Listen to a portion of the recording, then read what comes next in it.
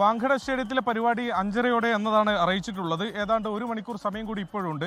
ഞാനിപ്പോൾ ഉള്ളത് cricket club of ഇന്ത്യക്ക് മുന്നിലാണ്. അതായത് ബ്രാബോൺ സ്റ്റേഡിയത്തിന് തൊട്ടടുത്താണ്. വാങ്കഡ സ്റ്റേഡിയം പണിയുന്നതിന് മുമ്പ് മുംബൈയിലെ പ്രധാനപ്പെട്ട സ്റ്റേഡിയമായിരുന്നു ബ്രാബോൺ സ്റ്റേഡിയം. അവിടെയാണ് ഇപ്പോൾ മെസ്സിയുടെ മുംബൈയിലെ ആദ്യത്തെ പ്രധാനപ്പെട്ട പരിപാടി നടക്കുന്നത്. ഇപ്പോൾ ദൃശ്യങ്ങളിൽ മെസ്സി ഇപ്പോൾ ബ്രാബോൺ സ്റ്റേഡിയത്തിൽ നിന്ന് പുറത്തേക്ക് വരുന്ന ദൃശ്യങ്ങൾ നമുക്ക് കാണാൻ വേണ്ടി കഴിയും. ഇപ്പോൾ ക്രിക്കറ്റ് ക്ലബ്ബ് ഓഫ് ഇന്ത്യയിൽ നിന്നാണ് അദ്ദേഹം പുറത്തേക്ക്, അവിടെ പാഡൽ ടൂർണമെന്റുമായി ബന്ധപ്പെട്ട പരിപാടികളിൽ പങ്കെടുത്ത ശേഷമാണ് ഇപ്പോൾ മെസ്സി പുറത്തേക്ക് വരുന്നത്. നമ്മുടെ ദൃശ്യങ്ങളിൽ കാണുന്നത് ഇപ്പോൾ ബ്രാബോൺ സ്റ്റേഡിയത്തിന് മുന്നിൽ അകത്ത് നിന്ന് ഇപ്പോൾ മെസ്സി വാങ്കഡ സ്റ്റേഡിയത്തിലേക്കുള്ള യാത്രയിലേക്കാണ്. അതിൽ നമുക്ക് കാണാം ഒരു ടൊയോട്ട വെൽഫെയർ കാറിലാണ് മെസ്സി ഇരിക്കുന്നത്. രാവിലെ വിമാനത്താവളത്തിൽ നമ്മൾ ഉണ്ടായിരുന്നു.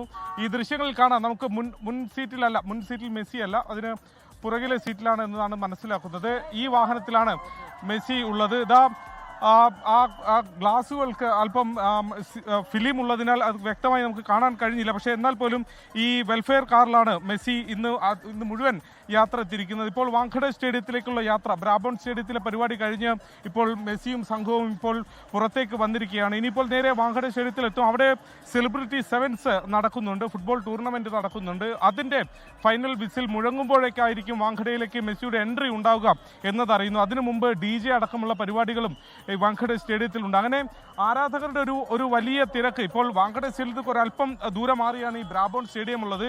ഇവിടെ നമുക്ക് കാണാം മറൈൻ ഡ്രൈവിന്റെ ആ പരിസരം ആകെ തന്നെ മെസ്സി ആരാധകരെ കൊണ്ട് നിറഞ്ഞത് കാണാം. വലിയ ഗതാഗത ക്രമീകരണങ്ങളൊക്കെ പോലീസിന്റെ ഭാഗത്ത് നിന്ന് ഏർപ്പെടുത്തിയിട്ടുണ്ട്. കൊൽക്കത്തയിൽ നടന്ന സംഭവങ്ങളുടെയൊക്കെ ഒരു പശ്ചാത്തലത്തിലാണ് ഈ തരത്തിൽ വലിയ സുരക്ഷ മുംബൈയിൽ ഏർപ്പെടുത്തിയത്. കൊൽക്കത്തയിൽ ഉണ്ടായതുപോലെ ഒരു സംഭവം ഏതായാലും ഉണ്ടാവാൻ പാടില്ല.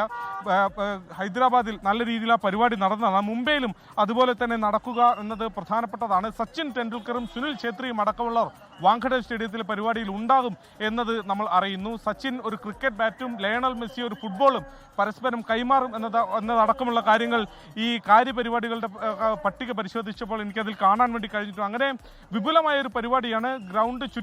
വാങ്കഡ ഗ്രൗണ്ട് ചുറ്റി ആരാധകരെ മെസ്സി കൈവീശി കാണിക്കും എന്നതടക്കമുള്ളത് നമ്മൾ പ്രതീക്ഷിക്കുന്നുണ്ട്.